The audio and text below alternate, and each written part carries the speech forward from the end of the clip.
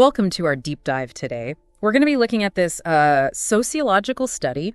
Okay. It's called A Sociological Study of Current Social Issues in Western Countries. A balanced and comprehensive approach. Chachi. Yeah, a little bit wordy, right? But it covers a lot. It really does. Really fascinating stuff, especially when it gets into religion, U.S. foreign policy, and even how global values are changing. I'm intrigued already. So are you ready to go deep? Absolutely. Let's dive in. I think what's really cool about this study is that it doesn't just, throw facts at us. Yeah. It tries to show how all these issues are woven together. Connected. Yeah, exactly. Provides a much more, I think, well-rounded understanding. For sure, for sure. Okay, so let's start unpacking this thing. And first up, religion. Okay. One of the things that jumped out at me was this link that the study found between Christian identity, nationalism, and attitudes towards immigrants. Interesting. Especially in Western Europe, and they even give this example from France. Yeah, where there's apparently a pretty strong correlation between identifying as Christian and then expressing concerns about... worries about. Yeah, like worries about Muslim immigration and its impact on French national identity. Yeah, I see. So it's like religion's almost like a marker of belonging to a certain culture, which can then make people feel like it's, us versus them. Yeah, yeah. And what's interesting is the study compares that to the American experience. Right. Because it's different. Totally. In the U.S., being Christian can actually help immigrants assimilate. It's almost like the opposite? Yeah, the study uses these terms. Bridge versus barrier. Exactly. That's it. A bridge to fitting in versus, a barrier to being included. Interesting. So in the U.S., it's almost like, another ingredient in the melting pot.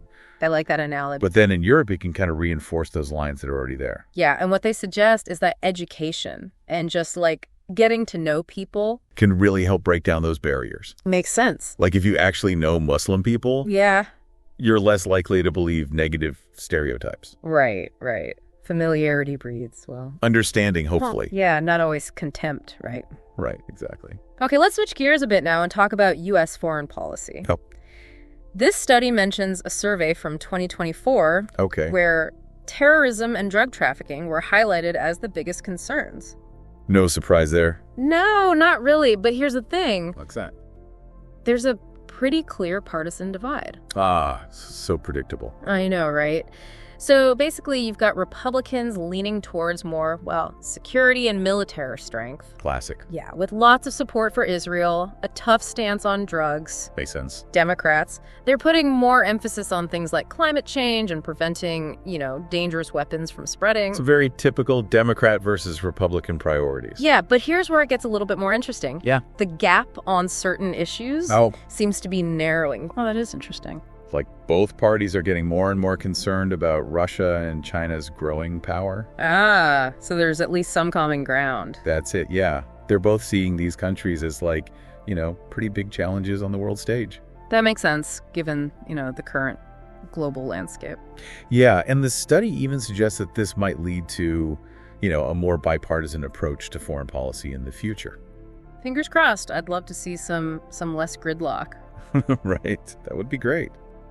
The study also touches on, how democratic institutions impact foreign policy. Oh, right. And it seems like they're really good at stability, but not as good at adapting to change.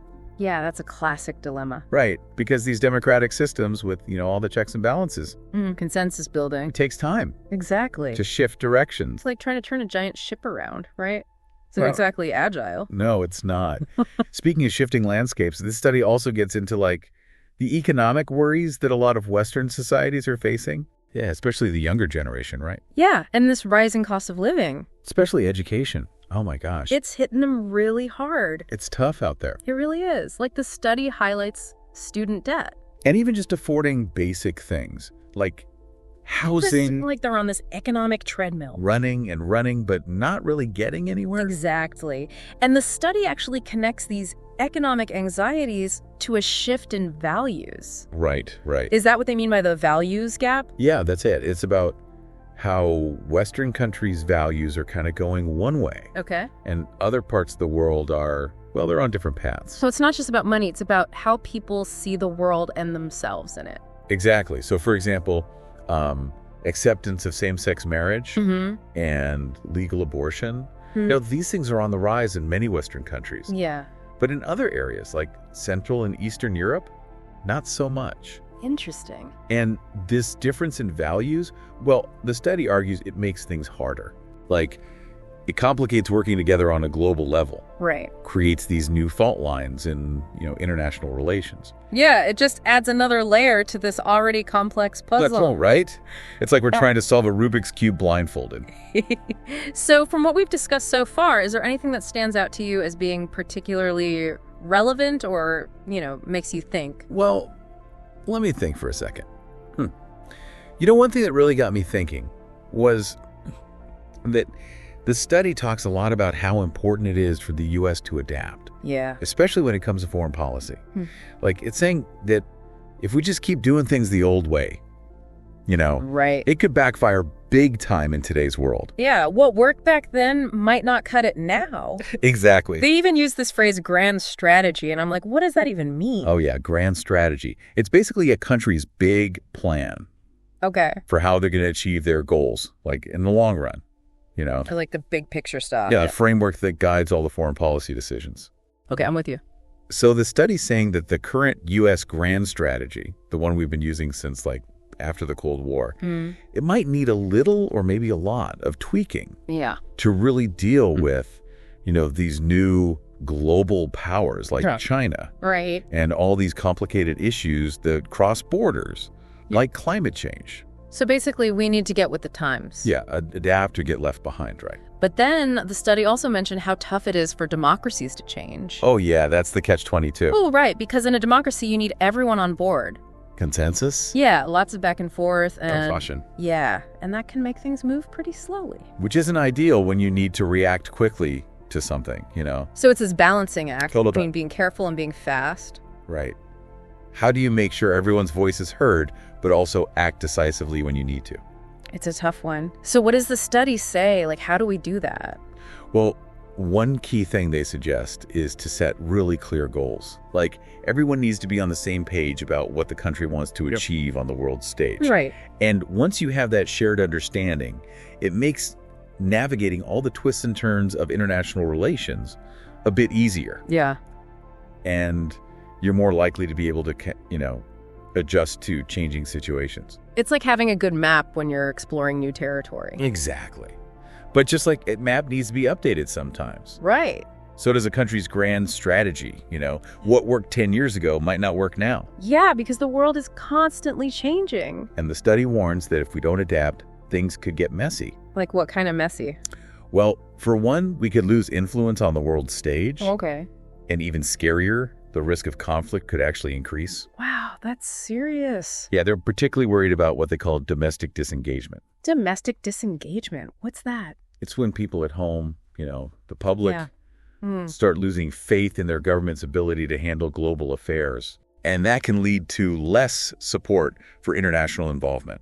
So people kind of turn inwards. Exactly. They're like, hey, fix things here at home first before you go meddling in other countries' business. Right, right. And this can show up in different ways, like less funding for foreign aid or people being skeptical of international organizations. It's like their priorities shift. Totally. If people are struggling to make ends meet or feeling insecure at home, they're less likely to care about what's happening halfway across the world. That's understandable. Yeah. But the study also talks about how important it is to make society, stronger and more united. Okay, like social cohesion. Exactly. And they suggest things like community programs, education, economic support, all these things can help. Because if people feel more connected to each other. And more secure. Yeah, then they might be more open to, engaging with the rest of the world. And supporting global cooperation. So it's about creating a sense of unity that goes beyond borders. Right. And this actually ties back to that values gap we were talking about earlier. Like if we can bridge those differences, both within our own countries and between nations, it could create a much better environment for global cooperation. So it's like build bridges, not walls, right? Yeah, exactly. And the study even gives some concrete examples of programs that could help. Oh, like what? Well, they talk about interfaith dialogues. Okay. Where people from different religions can come together and, have open conversations about their beliefs. Find common ground. Yeah.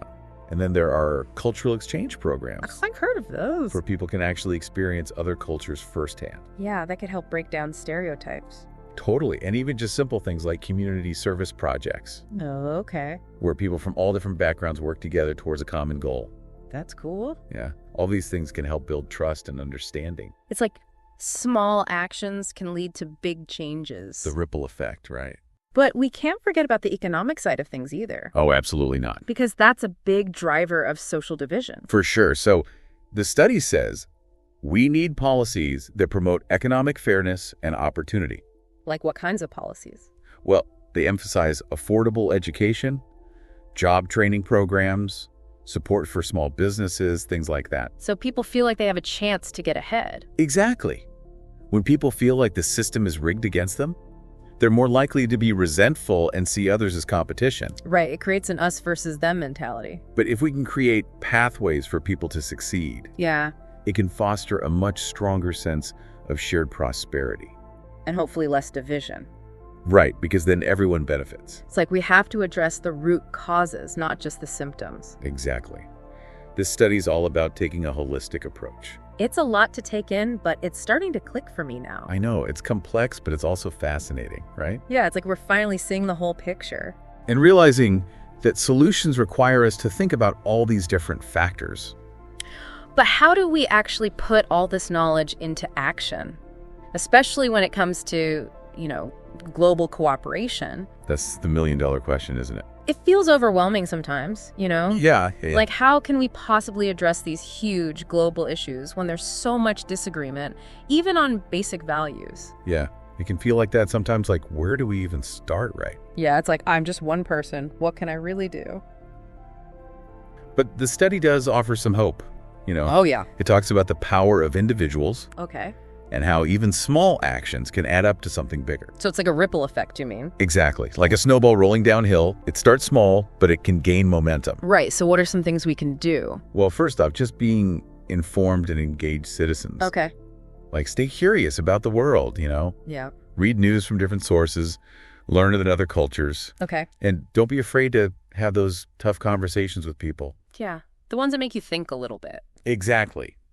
Challenge your own assumptions. Be open to learning from others. It's all about perspective, right? Totally. And don't forget that your voice matters. Mm-hmm. Contact your elected officials. Tell them what issues you care about. Okay. Support organizations that are doing good work. Yeah, put your money where your mouth is. Exactly. And even sharing information on social media, that can help raise awareness. It's like we all have our own little platforms. Yeah. And we can use them to amplify the voices of those who are working for positive change. So it's about being conscious. Yeah.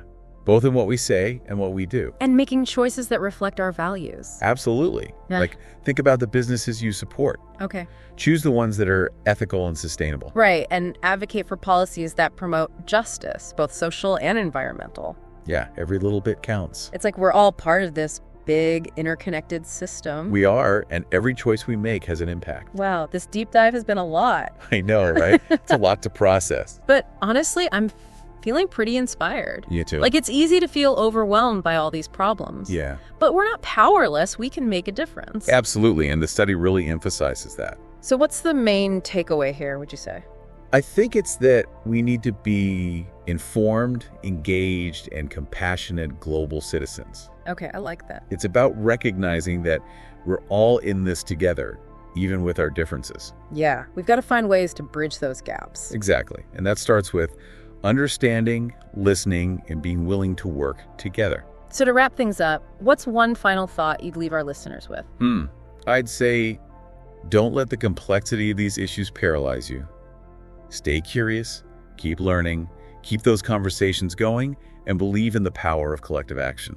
Because together, we can make a difference. We can, and we must. Well said. Thank you for joining us on this deep dive today. It's been a pleasure. We hope it's given you some food for thought. And some inspiration to keep exploring these important issues. Keep diving deep, everyone.